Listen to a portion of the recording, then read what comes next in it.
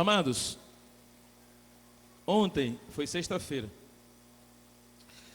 bem na hora do culto, mais ou menos uma hora antes do culto, caiu um toró d'água, mas foi água, né? Muita água. E nós tivemos culto, porque se tivermos dois, a gente faz culto, mas tem um grupo bem pequenininho, porque foi bem na hora da chuvarada mesmo, forte. E eu introduzi uma palavra, eu quero ampliar essa palavra que eu introduzi ontem, e comentei com esse grupo, né, alguns irmãos aqui presentes. Eu quero introduzir essa ampliação falando sobre um assunto que está acontecendo no momento agora. Todo mundo sabe que ontem foi o casamento do príncipe William, o herdeiro da coroa britânica, neto da rainha Elizabeth II. E todos os olhos, pelo menos de 2 bilhões de telespectadores, estavam vidrados na televisão, acompanhando o casamento, que pode ser o casamento do século, não é? 21, porque do século passado foi o casamento dos pais dele. E antes de vir para o culto, eu estava vendo lá em casa e partes do casamento, flashes do casamento, e eu comecei a pensar. Eu comecei a pensar no céu. Comecei a pensar na igreja, que é a noiva de Cristo. Comecei a pensar em Jesus Cristo, que é o Filho de Deus, humanamente o herdeiro do trono do universo. E a igreja, que é aquela que vai estar ao lado de Jesus para sempre e sempre. Eu comecei a pensar sobre isso e fiquei emocionado enquanto eu pensava sobre esse momento, porque um dia, como igreja, não é? Eu, você, nós vamos estar diante do Senhor, amém? Como igreja, como povo de Deus. E eu trouxe exatamente esse pensamento, trazendo esse quadro do casamento do príncipe William, e que chegou a ser princesa Catherine, e pensei na igreja e pensei em Jesus. E eu quero fazer os irmãos entender através da Bíblia Sagrada, porque isso que aconteceu ontem e que ainda é repercussão em todo o mundo, e será, quem sabe, durante toda a semana entrante, né, escritos, televisivos, na internet, na mídia, enfim. É um reino natural, um reino humano, e esse reino é tão poderoso que apresentou para o mundo inteiro o futuro rei, vamos dizer assim, da Inglaterra. E todo mundo parou para essa solenidade. Eu creio que não teve ser humano no planeta que não teve conhecimento desse casamento. Só que eu quero chamar a atenção aqui a vocês, irmão, que esse casamento, a gente pode transformá-lo numa figura assim longe do que vai ser o casamento de Jesus e a sua noiva. Amém? Os irmãos sabem que toda Londres foi preparada para esse casamento. Tudo estava para este casamento. Todas as ruas, todos os bairros, as cidades da grande Londres, tudo, o foco era esse casamento. E eu quero chamar a atenção aos irmãos. Em primeiro lugar, eu quero ler em Gênesis, capítulo 14 de Gênesis.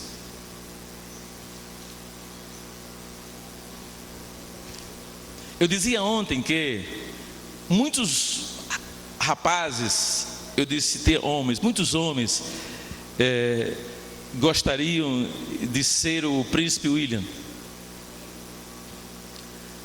príncipe rei. Muitas mulheres gostariam de ser a princesa Catherine.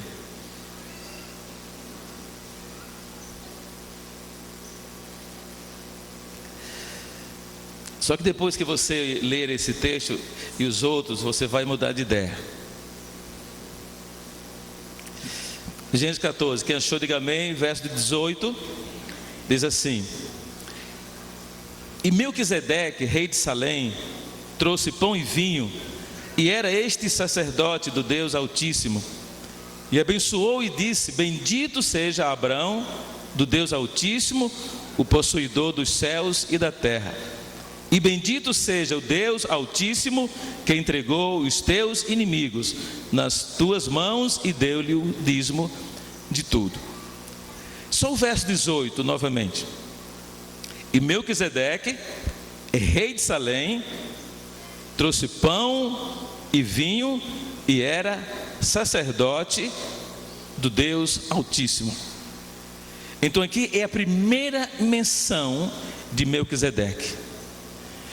Qual é a importância de Melquisedeque para a igreja, ou mesmo para Deus? Qual é a importância desse homem para Deus? Isso aqui é Deus falando para a igreja, amém, irmãos? Em primeiro lugar, para os filhos de Israel, e hoje Deus fala para a igreja.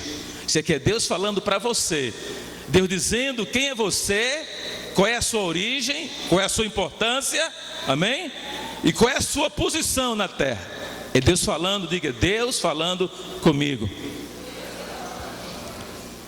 E pela primeira vez Deus traz aqui o sacerdócio de Melquisedeque. Então isso aqui é o relato de Deus, para que eu e você conheçamos o que é que Deus quer que você entenda sobre esse particular. A profecia que relatava a realidade desse texto está no Salmo 110. Por favor, Salmo 110.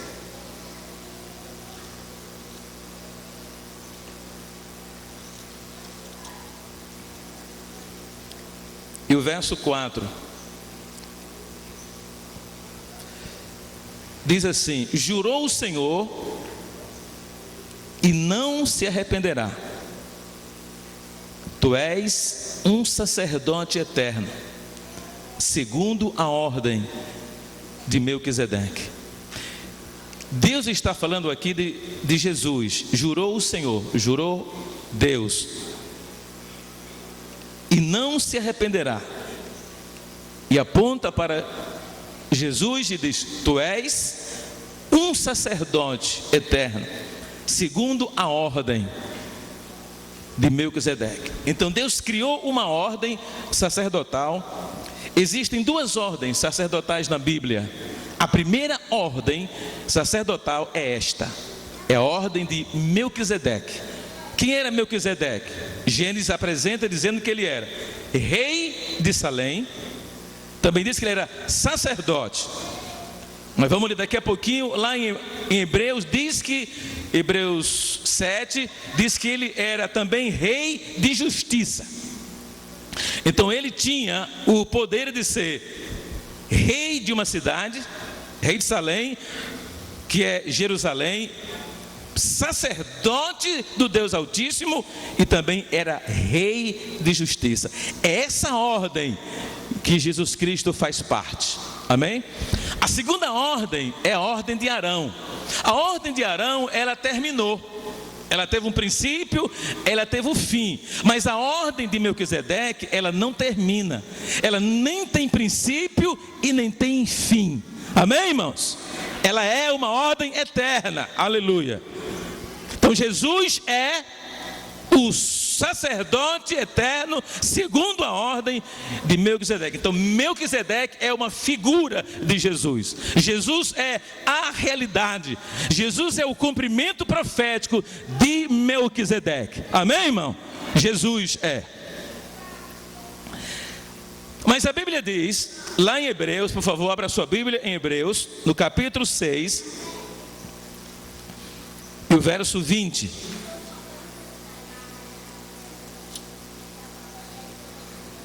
Hebreus 6:20 diz assim: onde Jesus, nosso precursor, entrou por nós, feito eternamente sumo sacerdote, segundo a ordem de Melquisedeque. Essa é a ordem. Ele é sacerdote porque ele nasceu nessa ordem, ou vamos dizer, nessa família. Eu quero trazer aqui o príncipe William. Por que ele é príncipe? Porque ele nasceu numa família real. Então ele nasceu numa família de rei, não é? Ele, no momento, ele é o terceiro na sucessão real. Primeiro está a rainha Elizabeth, que é de fato. Segundo é o príncipe Charles. E terceiro ele, né? E na sucessão é o segundo, em ordem de sucessão. Ele nasceu nessa família. E por ter nascido nessa família como primogênito, então ele é denominado príncipe rei. Quem está entendendo? Então ele é príncipe rei. Então ele vai herdar o trono. Mesmo que o seu pai prefira reinar, ele é o imediato. No capítulo 7 de Hebreus, já no capítulo 1, diz assim: porque este Melquisedeque, que era rei de Salém, sacerdote do Deus Altíssimo, e que saiu ao encontro de Abraão, quando ele regressava da matança dos reis, e o abençoou, a quem também Abraão deu o dízimo de tudo, e primeiramente é por interpretação rei de justiça. E depois também rei de Salém, que é rei de paz. Então veja bem, irmãos, a ordem sacerdotal que nós estamos inseridos: rei de justiça, rei de Salém, de uma cidade, e sacerdote. Amém, irmãos? Agora vamos lá para Apocalipse. Vamos saber qual é a nossa parte nisso tudo. Apocalipse capítulo 1, versos 5 e 6.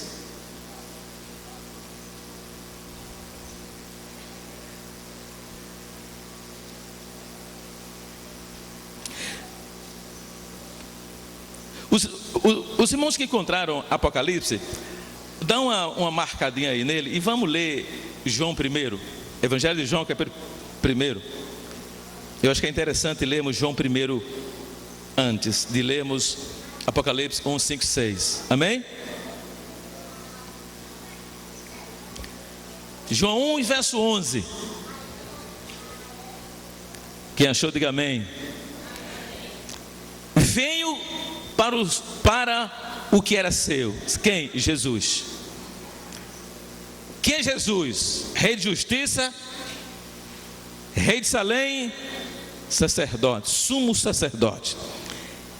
Veio para o que era seu e os seus não o receberam. Veio para os judeus não o receberam. Verso 12: mas a todos quantos o receberam, lê comigo, mas a todos quantos o recebeu, deu-lhes o poder. Outra vez, deu-lhes o poder. Mais uma vez, deu-lhes o poder. O poder é um direito legal que Deus te dá. E diz que ele é rei de justiça. Então ele é aquele que tem o poder de justiça sobre as suas mãos. Então ele deu o poder legal para que todos aqueles que o recebessem serem feitos filhos de Deus. Diga, de serem feitos filhos de Deus. De serem feitos filhos de Deus aos que creem no seu nome. Então, se você crê no nome de Jesus, você recebe um direito legal de ser feito filho de Deus. Amém? Por que é que você precisa ser filho? Por que é que você precisa ser filho? Por que é que você precisa aceitar Jesus e entender o que foi que você fez? Por que é que você precisa crer em Jesus? Crer no nome dele. Por quê? Porque quando você crê, você recebe um direito legal. Amém? Você recebe uma certidão de nascimento. Que Deus diz assim: você é filho de Deus. Amém, irmão? E lá embaixo está assinado por Ele, porque Ele é o Supremo do universo. Amém? E o diabo sabe disso.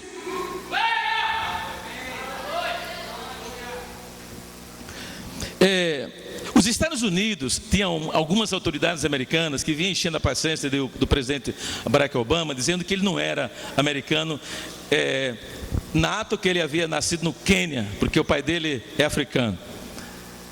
Ele nasceu no Havaí, mas eles diziam isso, que ele nasceu no Quênia e veio para o Havaí. Aí ele encheu a paciência e trouxe a certidão de nascimento dele, assinado pelo juiz da comarca do Havaí, que ele é americano. Aí calou a boca de todo mundo. Sabe quando é que você cala a boca do diabo? Como filho de Deus? Quando você diz para o diabo e mostra a sua certidão de nascimento assinada pelo Supremo, que você é filho de Deus. Amém, irmão? Glória a Deus. Então você prova para o diabo que você é filho de Deus. Aleluia. Porque você creu no Senhor, creu no seu nome, aceitou como Salvador. Então ele faz um documento e ele assina, né? YHWH, e você passa a ser daquele momento filho de Deus. Então herdeiro do trono. Diga, eu sou herdeiro do trono.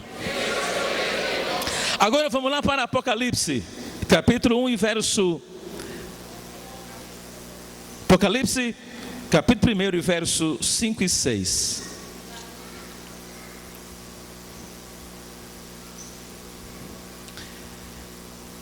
Quem encontrou, diga amém. E da parte de Jesus Cristo, que é a fiel testemunha, o primogênito dos mortos e o príncipe dos reis da terra. Príncipe, rei. Diga, príncipe, rei. Amém? Príncipe, rei. Ele é o detentor do trono. Amém, irmão? Diga, Jesus é o detentor do trono. Ele é príncipe e rei. Amém, irmãos? Vou ler novamente. E da parte de Jesus Cristo, que é a fiel testemunha, o primogênito dos mortos e o príncipe dos reis da terra, aquele que nos ama e em seu sangue nos lavou dos nossos pecados e nos fez reis, e nos fez o quê? Reis, e nos fez reis, e nos fez reis, e nos fez reis e sacerdotes. Para quem? Para quem? Para Deus Pai. E a Ele a glória, poder, para todos sempre. Amém. Então Ele nos fez rei. Quem casa com um rei, irmão, passa a ser rainha. Sim ou não? A igreja é a noiva. Amém? Como crentes individuais, como em grupo, nós somos a noiva. E essa noiva é aquela que vai casar com o príncipe rei.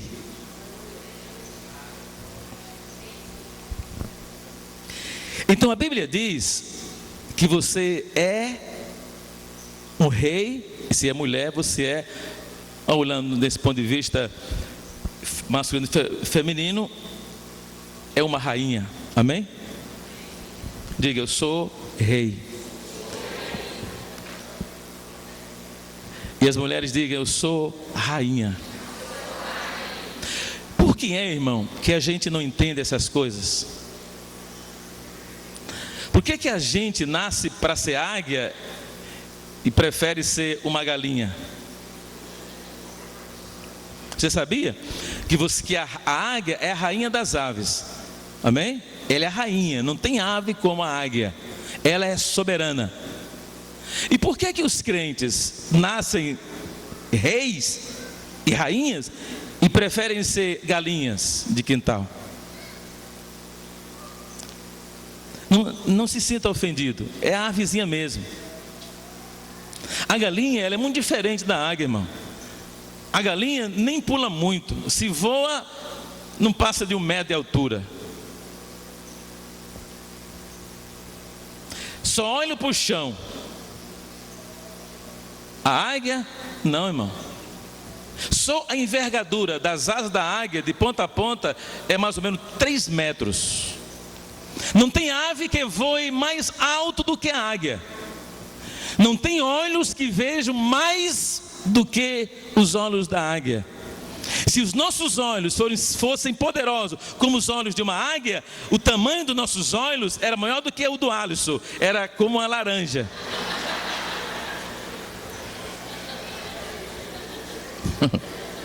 Sabia disso, irmão? A águia, ela é tão poderosa na sua visão que a 2 quilômetros de altura ela vê o focinho de um lebre. Então você nasceu para reinar. Amém? Você nasceu para mandar sobre o diabo. Você nasceu para ser maior do que Satanás. Você nasceu para pisar na cabeça dele. Amém, irmão? Para isso que você nasceu. Glória a Deus.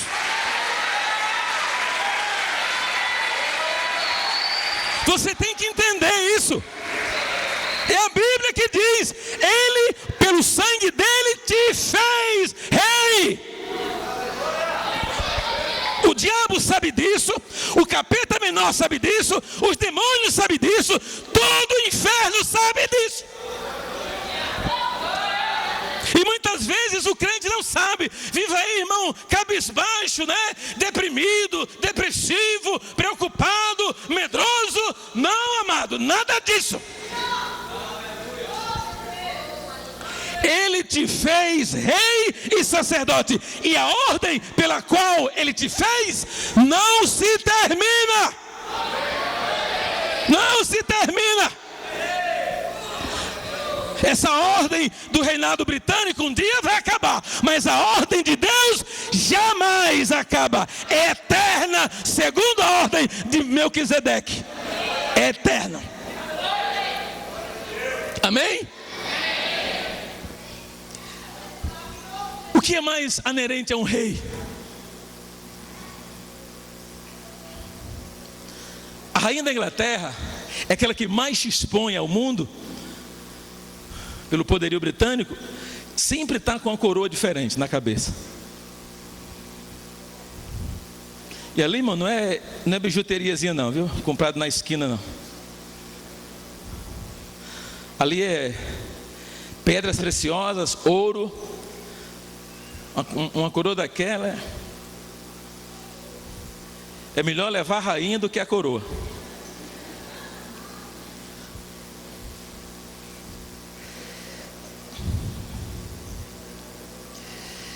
Abra aí a sua Bíblia, queridos. Em Tiago 1,12. Tiago 1,12.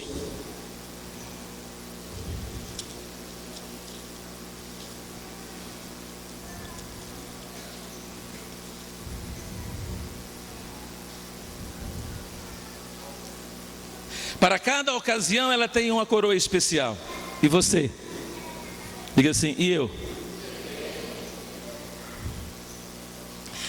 Bem-aventurado o varão que sofre a tentação, porque quando for provado, receberá a coroa da vida.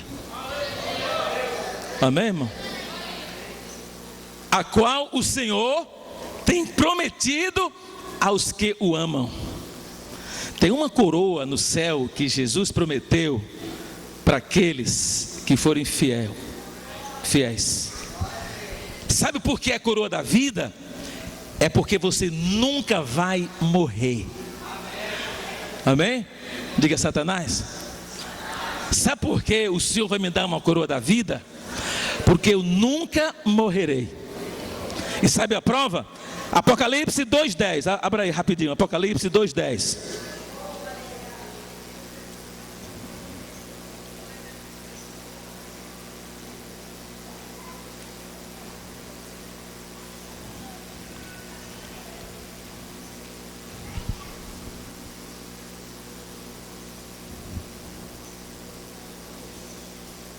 Nada temas das coisas que há de padecer.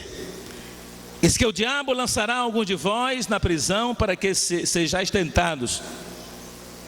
E tereis uma tribulação de 10 dias. Se fiel, mesmo que se for necessário morrer, porque eu te darei a coroa da vida.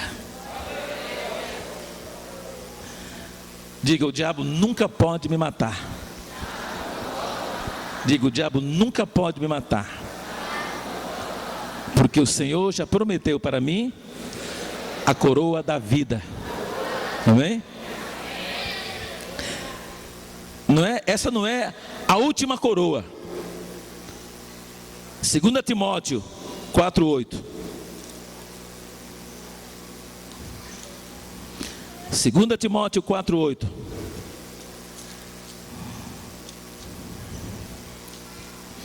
Quem encontrou, diga amém. Desde agora, a coroa da justiça me está guardada, a qual o Senhor justo juiz me dará naquele dia, e não somente a mim, mas também a todos os que amarem a sua vinda. Amém, irmão? Então você vai ter tantas coroas para quantas necessidades for necessário. Eu posso pensar assim, não está na Bíblia isso, mas eu posso dizer assim, Jesus dizendo assim, quando nós chegarmos no céu: amanhã, grande festa aqui para os reis, todo mundo com a coroa da vida na cabeça. Aí naquele dia lá no céu, todo mundo com a coroa da vida na cabeça. Aí quem sabe Jesus pode se apresentar como o Cordeiro de Deus que foi morto pelo pecado do mundo. Amém, irmão? E noutra festa o Senhor pode dizer: amanhã todo mundo com a coroa da justiça. E o Senhor vai lembrar: olha, a sua justiça não valia nada, era trapo imundo, mas eu morri, peguei a sua justiça imunda e te dei a minha justiça. Aleluia. Quem quer ainda ser o príncipe William?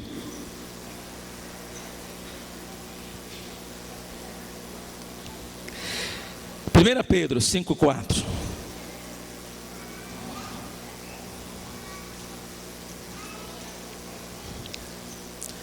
Primeira Pedro 5:4.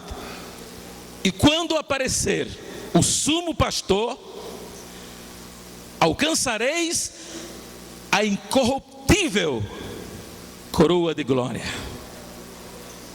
E quando aparecer o sumo pastor, alcançareis a incorruptível coroa de glória.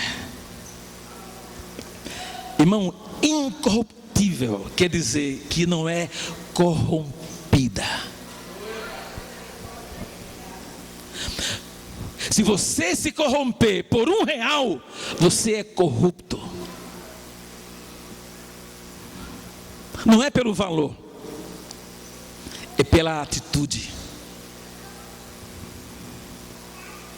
Mas a Bíblia diz que aqueles que foram comprados pelo sangue de Jesus e feito rei, são incorruptíveis.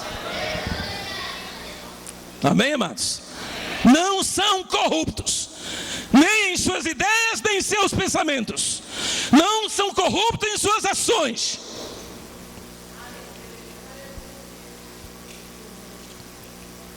Então isso é inerente a um rei, coroas. E Deus já tem preparado todas as coroas que a noiva vai ser coroada. Nunca Londres já é limpo, é uma cidade muito limpa, mas nunca teve tão limpa como agora.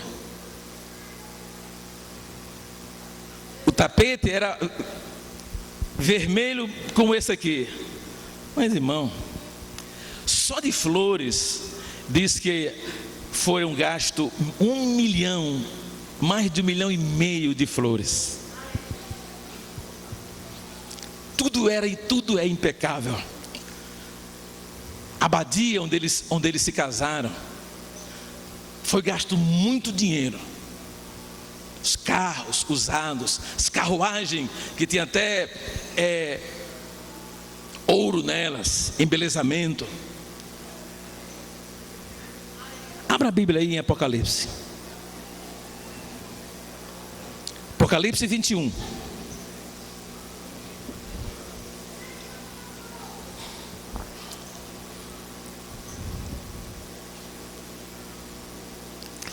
Quem achou, diga amém.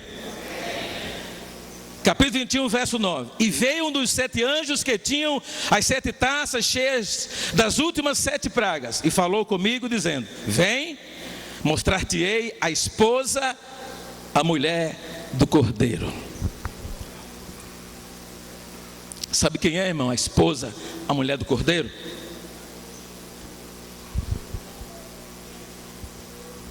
É os que creem em Cristo.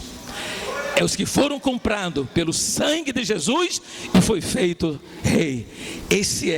É essa referência. Veja como será, como você será no casamento com Jesus, como igreja. O anjo leva João em espírito e diz: eu vou mostrar para você a noiva, a esposa do Cordeiro. Então João foi o único homem que viu a igreja adornada antes do acontecido. Amém, irmão? A princesa, né, se reguardou. Ninguém podia ver o seu vestido, ninguém podia saber como era o design, nada.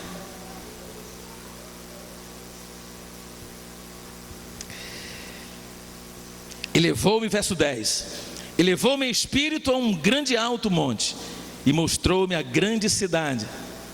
É como uma cidade, a santa Jerusalém, que de Deus descia do céu, e tinha a glória de Deus, e a sua luz era semelhante a uma pedra preciosíssima, como a pedra de jaspe, como o cristal resplandecente. João queria definir exatamente como ele estava vendo. Ele disse: é como a pedra de jaspe, como o cristal resplandecente. Pegue um cristal e coloque a luz nele, foca a luz nele. Você vai ver a beleza que sai daquele cristal, né? As luzes que refletem dele. É isso que João está dizendo.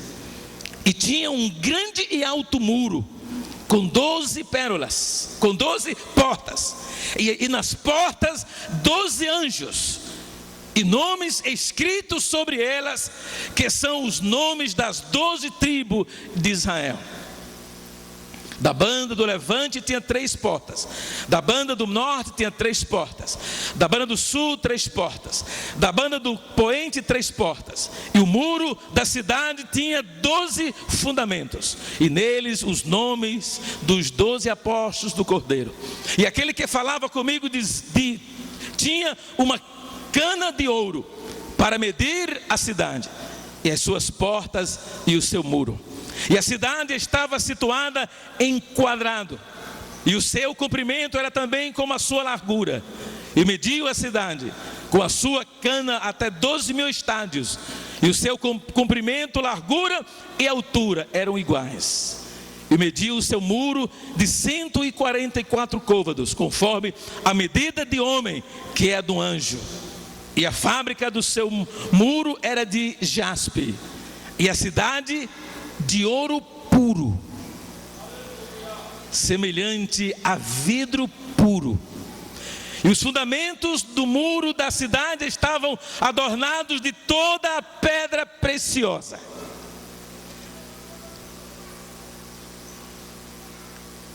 O primeiro fundamento era jaspe, o segundo era safira, o terceiro era calcedônia, o quarto esmeralda, o quinto sardônica, o sexto sárdio, o sétimo crisólito, o oitavo berilo, o nono topázio, e o 10º crisópaso, e o 10º jacinto, e o 12º ametista.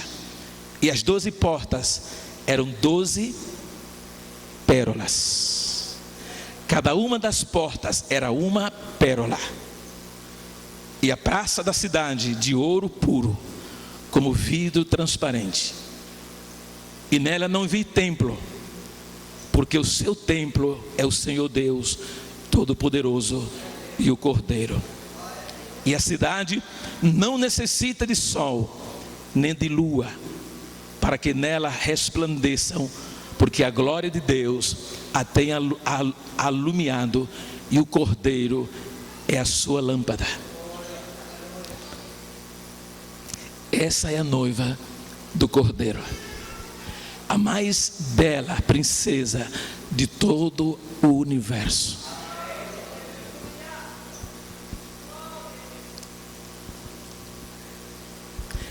Feche os seus olhos só um momento. Procure imaginar. Procure imaginar. Deus nos compara como uma cidade. A noiva é como uma cidade.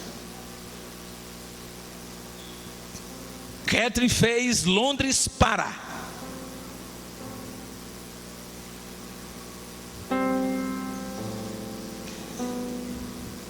A Bíblia diz que vai fazer meia hora no céu, e houve silêncio por meia hora. Será que quando a igreja estiver indo ao encontro do noivo, que toda a estrutura celestial vai se calar, os anjos vão calar-se, porque não pode definir a beleza da noiva de Jesus Cristo.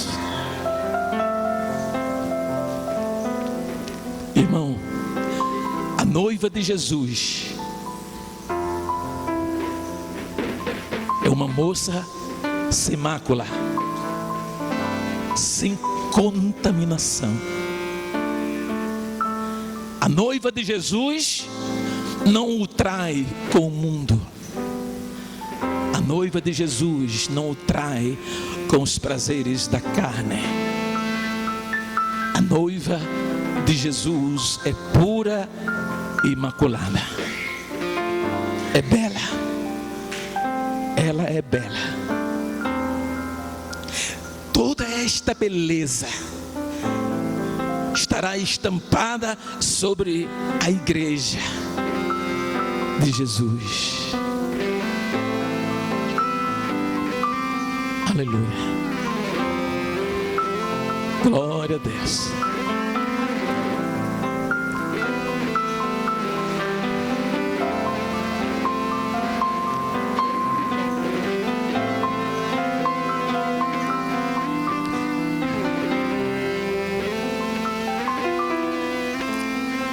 Está chegando o momento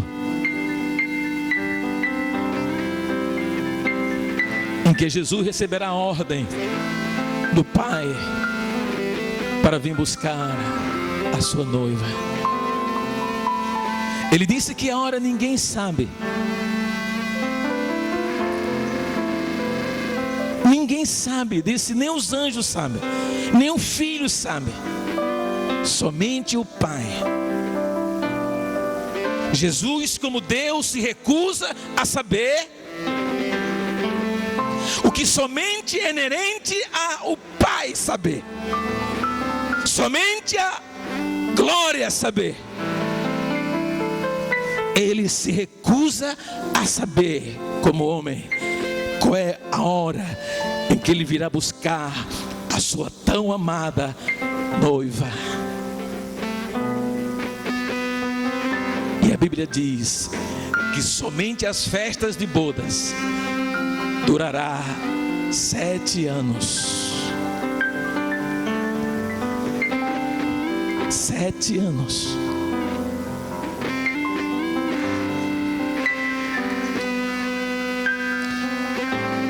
Satanás não quer que você seja igreja. Satanás não quer que você seja fiel.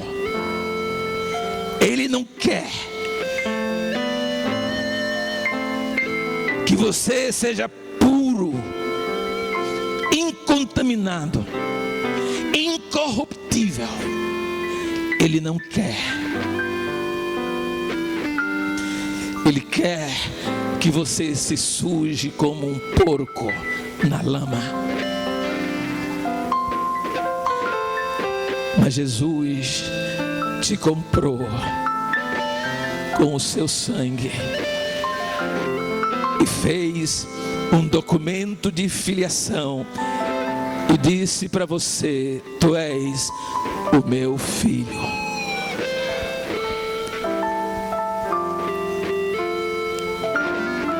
Vai chegar o grande dia desse grande enlace matrimonial.